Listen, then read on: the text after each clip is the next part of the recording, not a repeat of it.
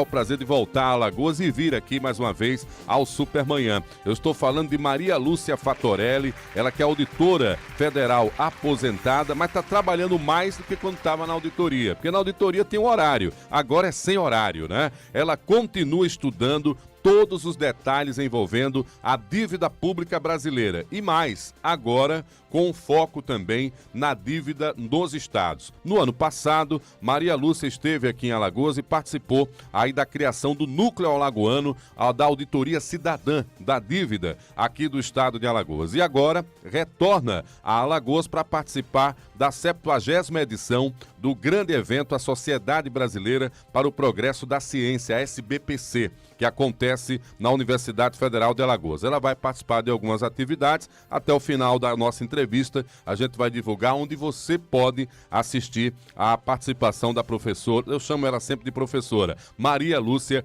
Fatorelli. Aqui hoje no programa, assuntos palpitantes, hein? A dívida nacional, a dívida do estado de Alagoas e uma novidade. É a securitização de créditos, Alagoas Ativos S.A. Você conhece essa empresa que está sendo criada? Pois é, foi criada aqui em Alagoas. O nome é muito bonito, mas o que é que quer significar? Então daqui a pouco ela vai estar dizendo para nós. Maria Lúcia, seja bem-vinda aqui ao Supermanhã, é um prazer contar com a sua presença. Só para lembrar algumas coisas aí do seu currículo, tem no seu currículo o fato de ter participado da grande auditoria do Equador, né? E mudou o perfil econômico, a história do Equador, ao descobrir que o país estava pagando juros e mais juros de uma dívida a qual ele não devia mais. E, obviamente, há uma expectativa de que seja feita um dia a grande auditoria da dívida aqui no Brasil. Você espalhou núcleos aí, participou da formação de núcleos Brasil afora. Como é que está o resultado desse trabalho? O que é que a gente pode dizer para os nossos ouvintes? Já é possível ter uma luz no fim do túnel para saber detalhes sobre a dívida também no Brasil? Muito bom dia. Muito bom dia, Marcos Rodrigues, todos os ouvintes aqui da Maceió, Alagoas FM, aqui em Maceió. Uma honra estar aqui com vocês novamente. Olha, o resultado do nosso trabalho, ele tem sido impressionante, porque as pessoas estão acordando para o problema da dívida pública. O sistema financeiro internacional, esse é um problema que está presente não só no Brasil, em âmbito federal, estadual e municipal, mas está presente no mundo todo. O poder financeiro internacional foi muito esperto de escolher a dívida para ser o veículo do roubo dos recursos públicos. Então, dívida é uma coisa que todo mundo respeita, dívida está ligada à questão moral, quem não paga sua dívida não é uma pessoa honrada, não é mesmo? Então, o nosso desafio é muito grande, é mostrar as irregularidades que estão na formação da dívida, que estão na utilização invertida do instrumento do endividamento público, que deveria ser usado para aportar recursos ao Estado, viabilizar investimentos de longo prazo, ele está sendo usado como um contínuo ralo de roubo, de desvio de recursos públicos de forma cada vez mais escandalosa, como esse esquema da securitização de créditos que desvia o fluxo da arrecadação tributária. Quando da sua primeira passagem aqui, eu acompanhei, foi talvez das entrevistas que nós transmitimos pelo Facebook, uma de maior repercussão, não só em Alagoas como no Brasil, por conta exatamente do seu envolvimento com esse tema em todo o país. Eu fiquei com a clareza, né, algo muito claro para mim, me corrija se estiver errado, de que o fator da dívida, né, o fato dela existir, na verdade, ela não existiu mais para corrigir erros, mas tem deixado o país e os países reféns da própria dívida. Exatamente. Nós chegamos a criar uma expressão, Marcos, sistema da dívida, para distinguir aquele endividamento público que a gente aprende nos livros, que realmente houve um contrato, realmente o recurso chegou, foi aplicado num investimento de longo prazo. Isso é endividamento público. A utilização do instrumento do endividamento público às avessas para desviar recurso público, nós chamamos de sistema da dívida. Vou dar só um exemplo, iniciando da dívida federal. Hoje, a dívida interna federal, o que é dívida interna? É a dívida emitida em títulos emitidos pelo próprio Tesouro Nacional em moeda nacional. Essa dívida pública federal interna, ela já supera 5 trilhões de reais, tá? Superou desde dezembro do ano passado mais de 5 trilhões de reais. Um quarto dessa dívida, 1 trilhão e 200 bilhões, está sendo utilizada em um instrumento que serve para remunerar sobra de caixa dos bancos. O custo desse mecanismo, nos últimos 4 anos, de acordo com dados do balanço do Banco Central que nós acessamos, foi de quase R$500 bilhão. Então, imagina, em primeiro lugar, isso é dívida? Isso não é dívida. Isso é sistema da dívida. É utilização do endividamento público, títulos da dívida pública, para remunerar dinheiro que sobra no caixa dos bancos. Aí muita gente que está nos ouvindo pode perguntar, mas como é que está sobrando dinheiro no caixa dos bancos?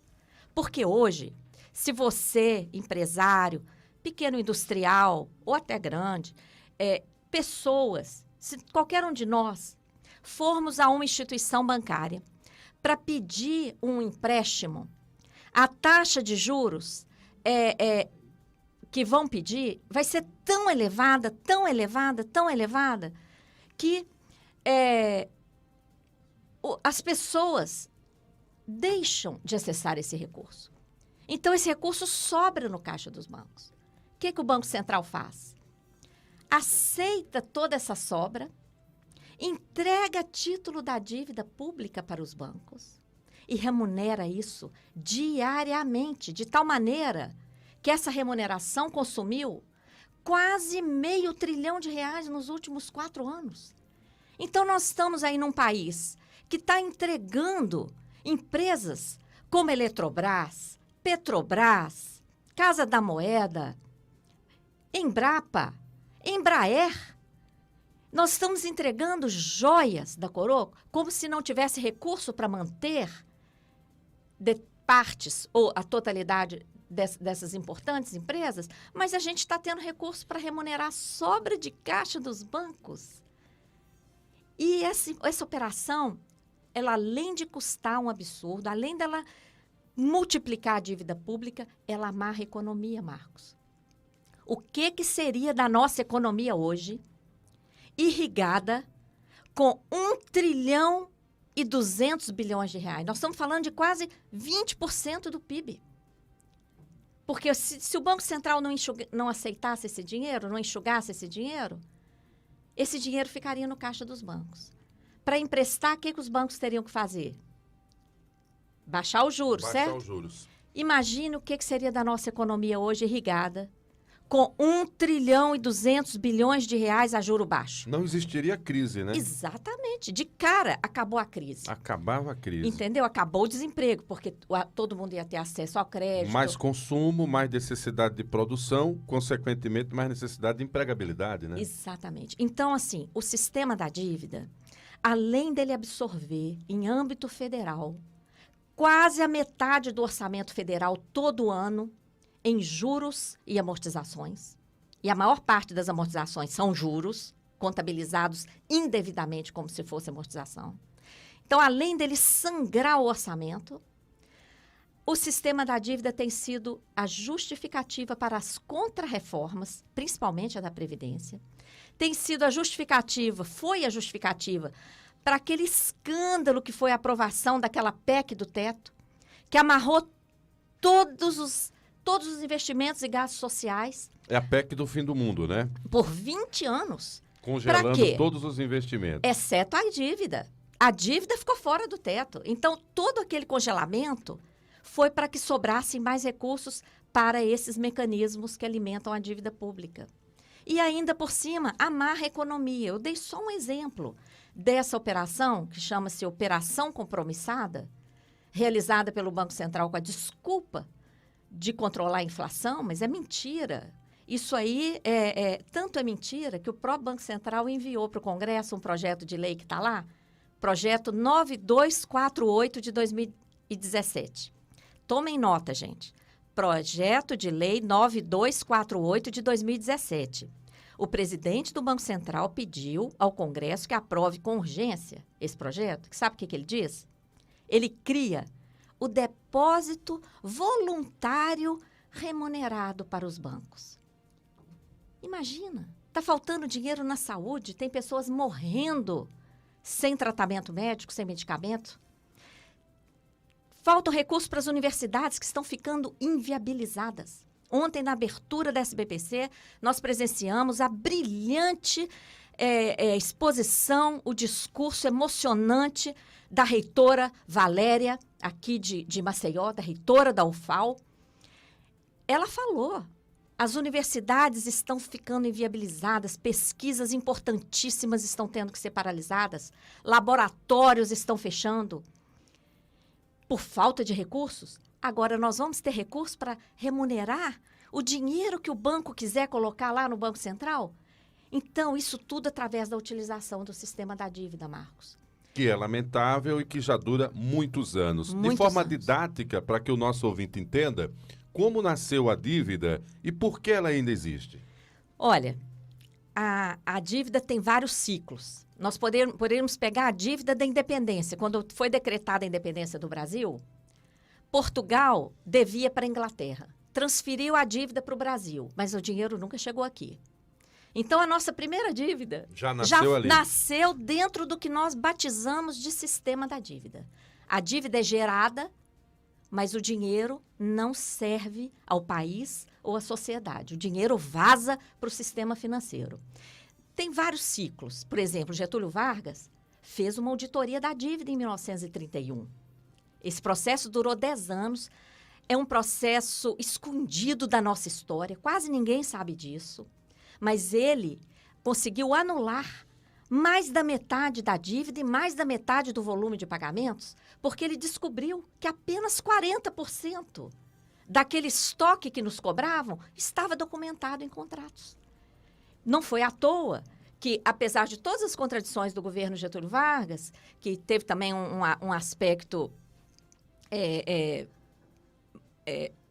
vamos dizer, de intervenção e etc., apesar de algumas contradições, foi no governo de Getúlio Vargas que nasceram os direitos sociais, que nasceu a CLT, que nasceu a Petrobras e vários outros investimentos em hidrelétricas e etc. Bom, o ciclo atual vem da ditadura militar.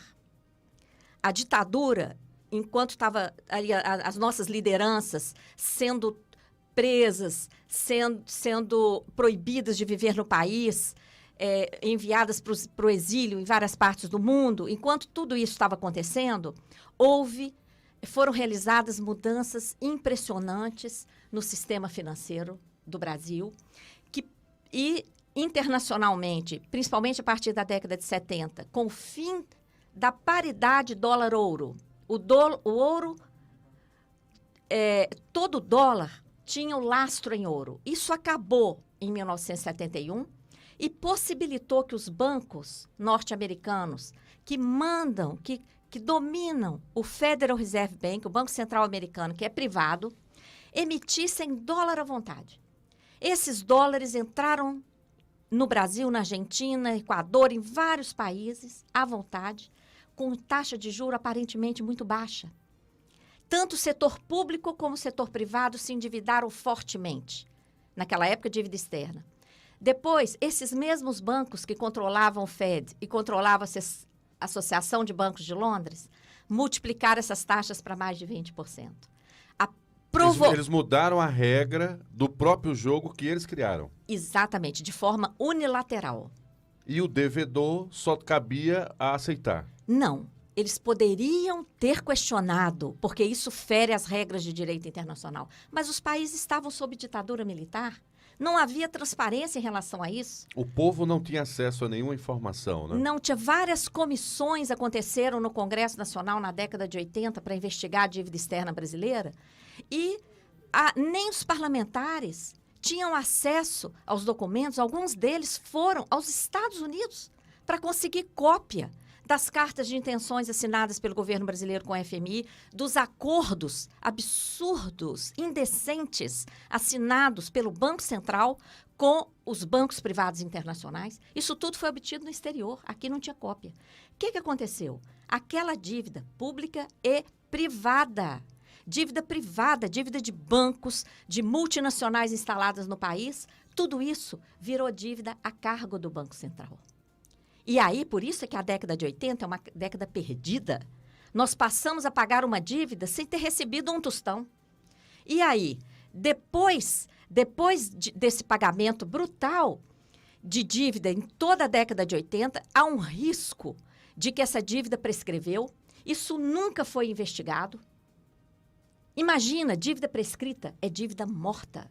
E nós estamos falando de cerca de 80% da dívida externa brasileira, quando não existia dívida interna.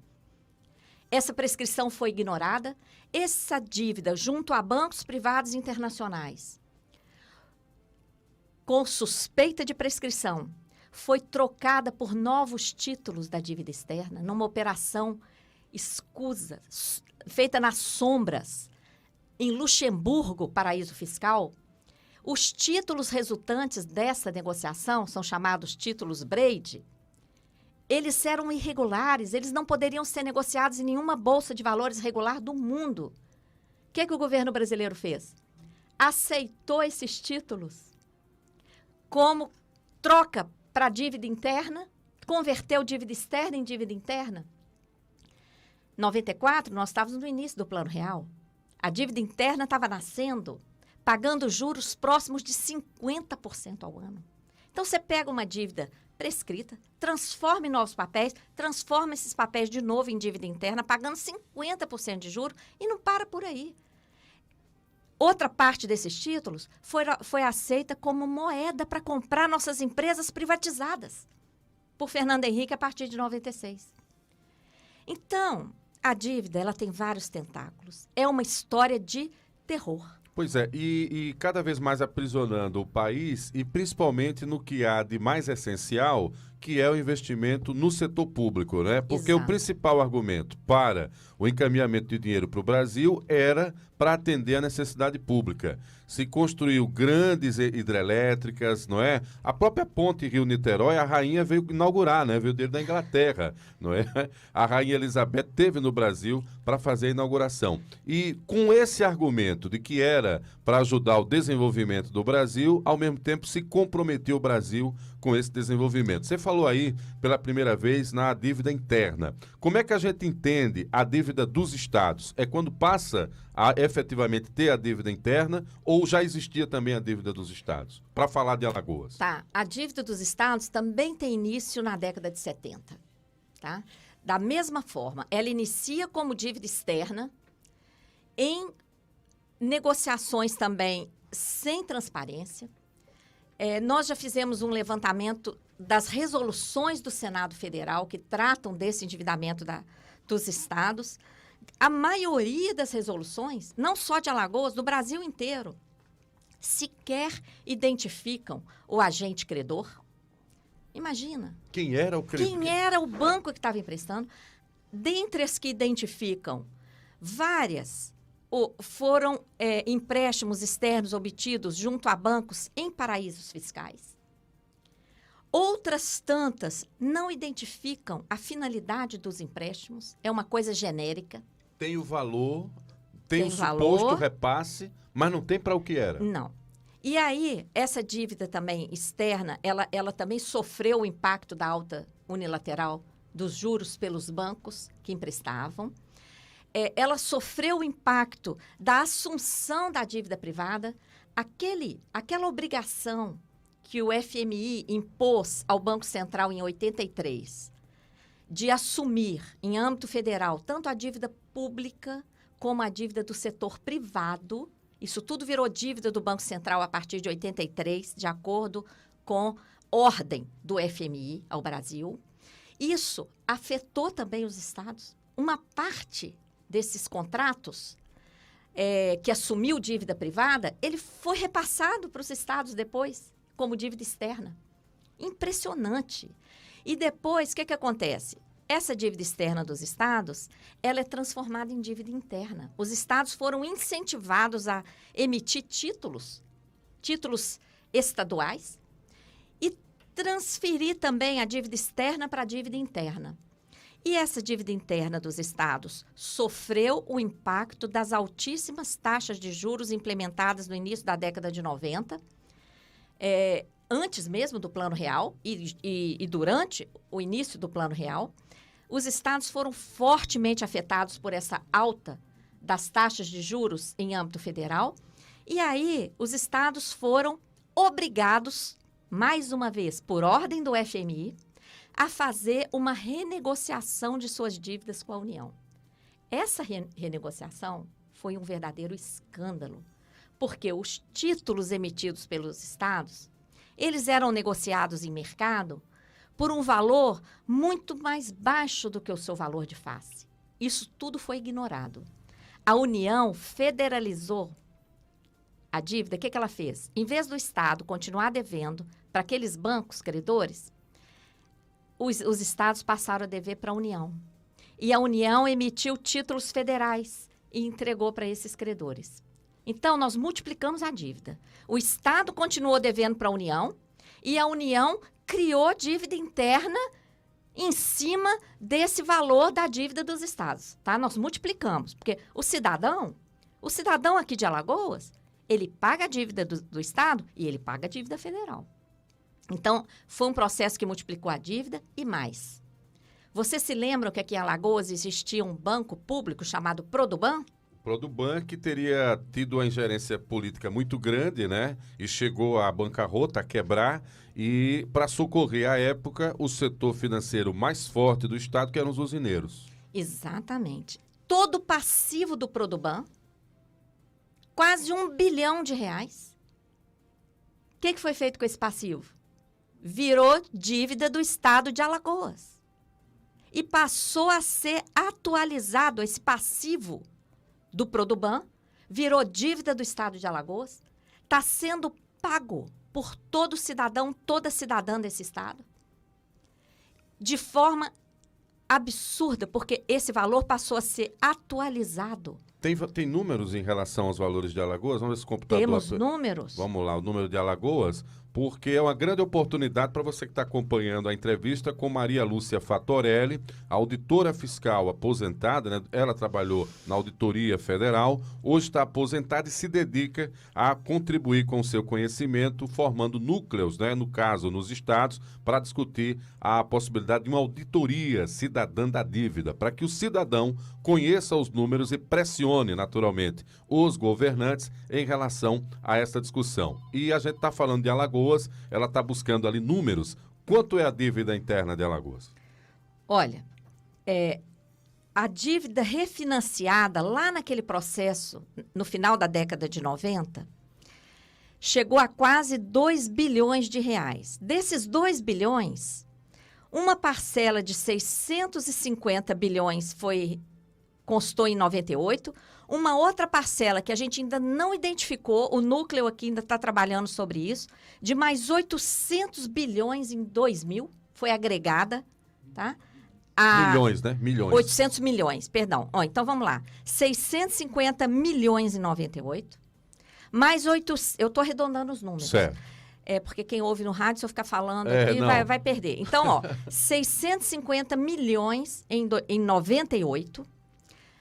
A esse valor foi agregado mais 800 milhões no ano 2000, que a gente nem sabe de que é, porque a dívida do Estado era 650. Certo. Surgiram esses 800 em 2000. E não há ainda não tem os documentos que confirmem o porquê desse valor. O núcleo já solicitou, mas ainda não está claro esses 800 de 2000, a gente vai ter que fazer um novo requerimento. E mais, além disso, R$500 milhão, 500 milhões, depois surgiu uma parcela de mais 4 milhões em 2002 do PROES, que foi o socorro ao Produban às custas do povo de Alagoas. Isso somou R$2 milhões lá no final da década de 90, início dos anos 2000. Agora, o mais interessante é isso aqui, ó.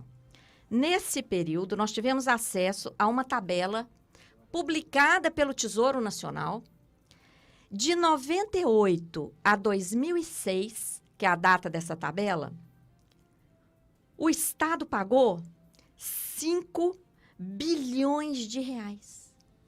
Então, de uma dívida de 2 bilhões, o Estado pagou 5. E ainda devia, lá em 2006, 6 bilhões e meio. E agora, está devendo, eu tive aqui acesso agora, ao último dado de Alagoas publicado pelo Banco Central, está aqui, ó, 7 bilhões. A gente nunca paga a dívida, né? Não, por a gente quê? nunca, sempre tem um fator novo que só eleva esse pagamento. O que é que isso implica, Maria? Porque quando a gente está devendo, significa dizer que tudo que o Estado arrecada, eu estou pagando uma parcela dessa dívida, não é? O governo federal fez um acordo de adiar alguns pagamentos sob pena de liberação de alguns recursos de emergência e também com votações que interessavam o governo naquele momento, o governo do Michel Temer. Isso já está previsto aí, já aparece nos levantamentos feitos por você e por sua equipe? Olha, foi muito importante a sua pergunta, porque a dívida chegou num ponto de estrangulamento para a maioria dos estados, inclusive para Alagoas. Porque é um grande esquema. Essa dívida, nós vimos aqui, quanto mais o Estado paga, mais ele deve. Só aumenta, não tô... Por quê? Colocaram um índice de atualização automática, que, aliás, é proibido. Desde o Plano Real, é considerado crime esse negócio de atualização automática. Mas para o sistema financeiro, não. E uma dívida sem risco algum. Porque se o Estado não pagasse, está lá nos contratos do final da década de 90, do refinanciamento, se o Estado não pagasse para a União poderia reter o fundo de participação do Estado. Então, um empréstimo absolutamente sem risco não justifica o juro abusivo e a atualização automática indecente que faz com que essa dívida vire uma bola de neve e amarre as finanças do Estado. De tal maneira que o Estado devia desses 500 já não era dívida do Estado, porque era dívida do Produban, era passivo do Produban, não era para ter jogado nas costas do povo alagoano. Segundo, os 800 que apareceram, não sabemos de onde, também não. Quer dizer, de uma dívida de 650, que também deveria ser questionada e auditada, o Estado já pagou 5 bilhões e deve 7. Então, o que aconteceu? Esse prazo que você falou é uma moratória. A Lei Complementar 159, votada no Congresso Nacional, estabeleceu uma moratória para os estados durante 3 anos. Todos os estados não terão que pagar essa dívida para a União, mas isso não é de graça. Ela vai continuar sendo corrigida, claro. Os juros vão continuar sendo computados e mais. Isso foi uma negociação feita após liminares que vários estados, inclusive o estado de Alagoas, haviam obtido junto ao Supremo Tribunal Federal de que a dívida dos estados teria que ser recalculada com juros simples desde o final da década de 90, porque foi aplicado juros compostos, o que fere, inclusive, a súmula 121 do próprio Supremo e a legislação brasileira, que proíbe juros compostos na esfera pública. O que aconteceu? Os governadores desistiram. Das ações. Concordaram com aquela suspensão dessas liminares. A única maneira de garantir a não cobrança era se desistisse das ações, né? Para poder aderir a 3 anos que virá a correção. Pois é, mas isso é ilegal. Esse direito é um direito indisponível. Só o povo, porque quem está pagando essa conta é o povo.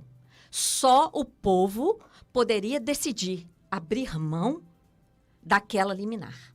E o povo não foi consultado. Só está sendo chamado para pagar a conta. Pagar a conta. E há uma estratégia nessa moratória.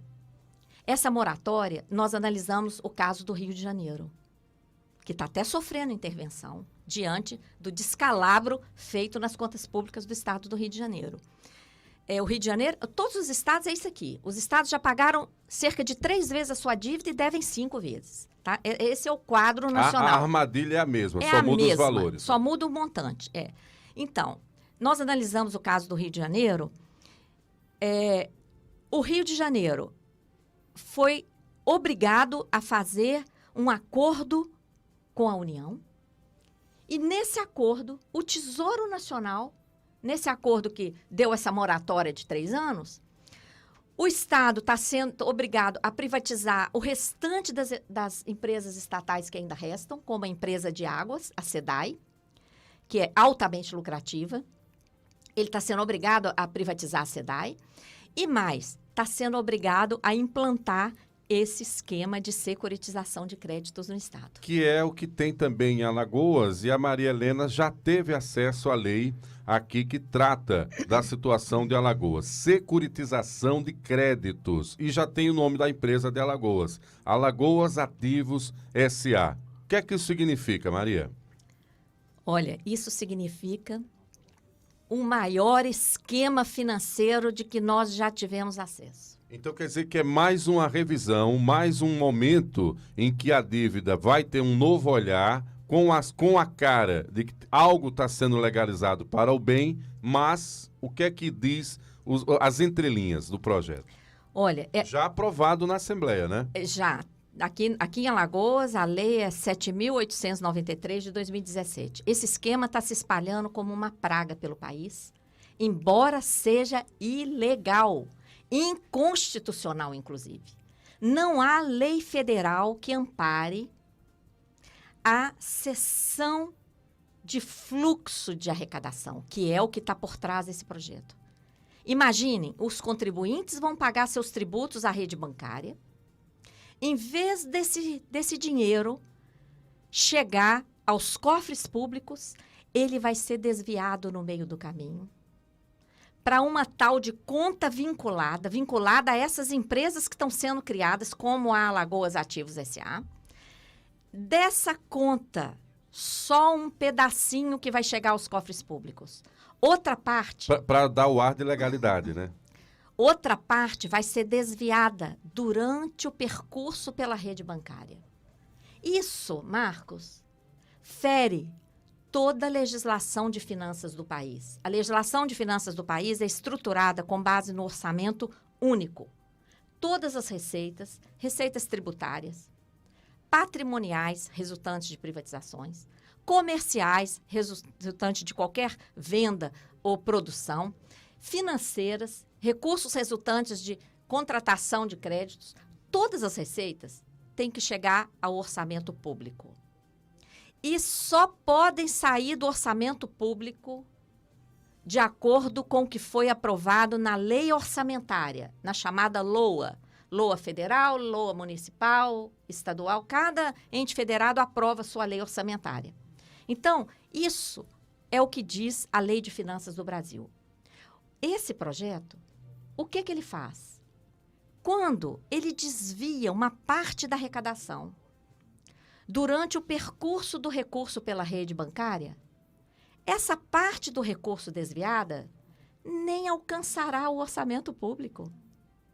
Antes mesmo, ela já foi abocanhada pelo sistema financeiro. E por quê? A troco de quê que ela é abocanhada? Essa empresa que está sendo criada, ela emite papéis financeiros, ela emite debêntures. Essas debêntures são vendidas a um investidor privilegiado, porque ninguém fica sabendo desses papéis. Quem é quem, né? Não, ninguém fica sabendo. É um tipo de emissão chamada emissão com esforços restritos. Não tem propaganda, então só aquela panelinha do sistema financeiro toma conhecimento dessas operações. Esses papéis oferecem juros exorbitantes. No caso de Belo Horizonte, 23% de juros. Insustentável. E aí, um investidor privilegiado compra, paga para a empresa fica com um pedaço desse recurso e entrega outro pedaço maior para o Estado. E o que é isso? Isso é uma dívida. E eles se apresentam para os estados como investidores. Eles se apresentam... Então, todas as falas oficiais que virão do governo, e no caso agora do governo de Alagoas, é apresentar esses agentes como investidores para o desenvolvimento do estado. Exato. E olha, esse esquema, ele é uma engenharia financeira São centenas, milhares de páginas de contratos. Cada passo desses fluxos, tanto na venda dos papéis que vão gerar dívida pública disfarçada, esse dinheiro da venda dos papéis que passa pela empresa, a empresa é uma mera fachada para contratação de uma operação de crédito, de uma dívida. Isso não é contabilizado como dívida. É contabilizado como se fosse uma venda de ativo. E que ativo está sendo vendido? O fluxo da arrecadação tributária. Mas isso está tudo mascarado em milhares de páginas de contratos, com aditivos em cima de aditivos, para que ninguém perceba. Nós percebemos porque esse esquema é semelhante ao esquema que nós identificamos na Grécia. É a mesma engenharia financeira. Quebrou a Grécia, né? E a Grécia foi só vitrine. 17 países europeus deram garantias para esse esquema. E hoje, Inglaterra, Itália, Espanha, Portugal, França estão com as suas economias comprometidas, porque essas garantias, 440 bilhões de euros em 2010, 780 bilhões de euros em 2011. Isso foi tudo para salvar os bancos daquela crise lá. Então, foi esse desenho. Aqui no Brasil, os bancos ainda não estão em crise, mas o esquema já está sangrando os cofres públicos. Onde ele foi implementado, como Belo Horizonte, houve uma CPI na Câmara Municipal. Lá, o nome da empresa é PBH Ativos S.A. Vou colocar alguns números. A operação de crédito ilegal da venda dos papéis possibilitou o ingresso de 200 milhões de reais no município. 200 milhões. Em troca desses 200 milhões, o município cedeu o fluxo da arrecadação de 880 milhões, acrescido de IPCA mais 1% ao mês. Pensa bem, ouvintes, quem concorda em pegar 200 emprestado para ficar devendo 880 mais IPCA mais 1%? E não para por aí. O prejuízo em apenas 3 anos e 2 meses foi de 70 milhões de reais numa operação de 200. Quer dizer, é um negócio brutal. Isso quebra. Porque desvia a arrecadação, gera dívida ilegal, o Estado perde o controle dessa parcela da arrecadação tributária e, como você falou muito bem, mascarado de uma propaganda. Vai ser apresentado como investidor. Porque a gente está num período eleitoral e, como não há um debate entre situação e oposição, não é? Praticamente tem-se apenas uma candidatura única e a linguagem não é tão acessível, até para nós é um estudo que precisa ser feito. Tudo vai ser apresentado como um momento de investidores. E aí, esses 3 anos que a gente vai ter para pagar a dívida, mais esse nome muito bonito, securitização de créditos, não é? Alagoas Ativos, pela empresa Alagoas Ativos S.A., a gente só vai sentir o efeito pesado de 3 ou 4 anos, ou 5, quando tiver um outro governo, se tiver, que se proponha a apresentar aqui exatamente os valores. Você está com um esquema aqui, os desvios dos recursos arrecadados. O investidor privilegiado, que não sabemos quem é, o ente federado, a União Estado, a conta vinculada, que é essa que vai ser criada para desvio do fluxo da arrecadação, a rede bancária, que é quem vai estar dominando exatamente o fluxo, aliás, acompanhar toda a negociação, e os créditos pagos pelos contribuintes. Então, todo o imposto que nós pagarmos vai ser para sustentar esse novo acordo, que já está em vigor, inclusive, né? É impressionante. Isso vai ser tema da sua palestra, numa das mesas que você vai participar da Sociedade Brasileira para o Progresso da Ciência. Eu tenho o privilégio de estar antecipando um pouco desse conteúdo aqui no Supermanhã, mas você, cidadão que está acompanhando o programa e queira aprender mais, a professora vai estar em 2 momentos tá? Na Universidade Federal de Alagoas, com outros estudiosos, inclusive integrantes do Núcleo Alagoano, da Auditoria da Dívida Cidadã, e eu já vou convocar o professor para passar da SBPC, dar aquela descansada, mas a gente voltar só para falar sobre a securitização, porque a gente dá um recorte só, mais uma vez, para Alagoas, aproveitando parte do que já deixou aqui no ar a Maria Lúcia Fatorelli. Aí você vai dizer para a gente quando vai ser. Amanhã, às 9 horas, Maria Lúcia Fatorelli vai participar de uma mesa já na Universidade Federal de Alagoas, também na quarta, às 9 horas da manhã. Lembrando que toda a agenda, né, e toda a programação da SBPC está online no site da própria Universidade Federal de Alagoas, mas se você já tiver local, pode dizer aí, Maria, porque na quarta você já tem uma outra atividade também na UFAL, na tenda da Andes, não é? Que é a Associação Nacional dos Docentes das Universidades, tá? E ela está aqui falando. Tá tudo bem organizado. Você botou até a empresa que tá sendo você. Vamos lá. Vai ter uma palestra, Maria Lúcia Fatorelli, com o debate Os Impactos do Financiamento da Dívida Pública do Sistema Único de Saúde. Boa. Vai ser às 10h30, às 8 horas, no Mini Auditório 1 da UFAL. Qualquer dúvida, quem estiver na universidade tem monitores lá. É no dia 24, tá? De 8 às 10h30. De 8 às 10h30. Esses monitores vão orientar detalhes. Outra palestra já no próprio dia 24. Não, no dia 25. Perdão, dia 25. Palestra Dívida Pública e os impactos na educação e na saúde. Porque tudo isso que a gente está falando tem desdobramentos exatamente nas áreas cruciais para o Estado. Essa segunda palestra, do dia 25, acontece das 9 até o meio-dia e vai ser na tenda Damião Alexandrino, na Universidade Federal de Alagoas. Tudo dentro da UFAL. E aí você falou que tem uma atividade à tarde, que é essa com o pessoal da Andes, na quarta-feira, às 15 horas. E a tenda da Andes está montada em frente ao Ingedema, dizia aqui o professor. Quem for à Universidade Federal de Alagoas, lá vão ter monitores para orientar aonde estão acontecendo cada uma dessas atividades. E caso você queira, a partir de agora, já se programar, é só entrar no site da UFAL e lá tem um link SBPC, com toda a programação, a científica e também a programação cultural. Professor, eu sempre vou chamar de professora, tá? Porque a gente está aprendendo. Maria Lúcia Fatorelli, auditora federal aposentada e uma das incentivadoras, né, também do Núcleo Alagoano da Auditoria da Dívida Cidadã, tá? Que tem o apoio e a coordenação dela em nível nacional. Muito obrigado pela sua presença. E caso, eu sei que eu deixei de explorar muita coisa, mas fique à vontade para a sua palavra final.